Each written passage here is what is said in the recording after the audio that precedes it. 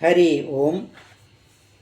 ಎಲ್ಲ ಸಂಸ್ಕೃತ ಅಭಿಮಾನಿಗಳಿಗೂ ಕೂಡ ವಂದನೆಗಳು. ಇವತ್ತಿನ ಈ ಒಂದು ಸುಭಾಷಿತದಲ್ಲಿ ನಾವು ಧೈರ್ಯವೇ ಎಲ್ಲದಕ್ಕೂ ಮುಖ್ಯ ಹೇಳುವಂತಹ ವಿಚಾರದಲ್ಲಿ ಸುಭಾಷಿತಕಾರರ ಅಭಿಪ್ರಾಯವನ್ನು ತಿಳಿದುಕೊಳ್ಳೋಣ.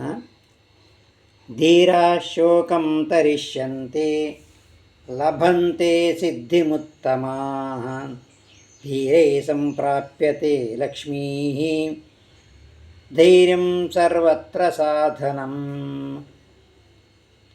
ಧೈರ್ಯಂ ಸರ್ವತ್ರ ಸಾಧನಂ. ಧೈರ್ಯವೇ ಎಲ್ಲದಕ್ಕೂ ಸಾಧನವಾಗಿ ಇರುವಂಥದ್ದು. ಹೇಗೆ ಅಂತ ನೋಡೋಣ. ಧೀರಾಃ ಶೋಕಂ ತರಿಷ್ಯಂತಿ. ಶೋಕಂ ದುಃಖ ಮತ್ತು ಶೋಕ ಹೇಳುವಂಥದ್ದು ಎರಡು ವಿಧ. ದುಃಖ ಹೇಳುವಂಥದ್ದು ಹೊರಗಡೆಯಿಂದ ಅಂದರೆ ಬೇರೆಯವರಿಗೆ ಗೊತ್ತಾಗುವ ಹಾಗೆ ಇರುವಂಥದ್ದು ದುಃಖ. ಶೋಕ ಅಂತಂದರೆ ನಮ್ಮ ಆಂತರ್ಯದಲ್ಲಿ ಇರುವಂಥದ್ದು ಶೋಕ. ಅದು ಬೇರೆಯವರಿಗೆ ಗೊತ್ತಾಗೋದಿಲ್ಲ. ಆ ವೇದನೆ ಹೇಳುವಂಥದ್ದು ಗೊತ್ತಾಗೋದಿಲ್ಲ.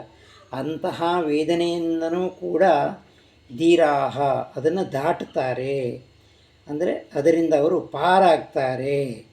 ಹಾಗೆ ಉತ್ತಮಾಹ ಸಿದ್ಧಿಂ ಲಭಂತೆ.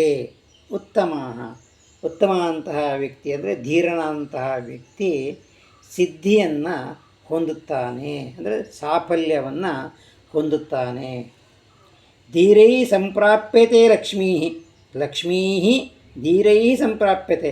ಲಕ್ಷ್ಮೀ ಅಂದರೆ ಸಂಪತ್ತು ಧೀರೈ ಧೈರ್ಯಶಾಲಿಗಳಿಂದ ಹೊಂದಲ್ಪಡುತ್ತದೆ. ಸಂಪ್ರಾಪ್ಯತೆ ಅಂದರೆ ಹೊಂದಲ್ಪಡುತ್ತದೆ.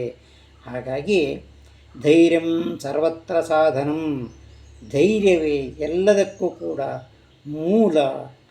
ಅಂದರೆ ಧೈರ್ಯ ಒಂದಿದ್ದರೆ ಏನನ್ನು ಕೂಡ ನಾವು ಸಾಧಿಸಬಹುದು ಎಂಬುದಾಗಿ ಸುಭಾಷಿತಕಾರರು ಅಭಿಪ್ರಾಯವನ್ನು ಪಡ್ತಾರೆ. ಹಾಗೆ ನಾವು ಕೂಡ ನಮ್ಮ ಜೀವನದಲ್ಲಿ ಧೈರ್ಯಶಾಲಿಗಳಾಗಿ ಬದುಕೋಣ ಅಂತ ಹೇಳ್ತಾ ಇವತ್ತಿನ ಸುಭಾಷಿತವನ್ನು ಮುಗಿಸೋಣ. ಜಯತು ಸಂಸ್ಕೃತಂ, ಜಯತು ಮನುಕುಲಂ.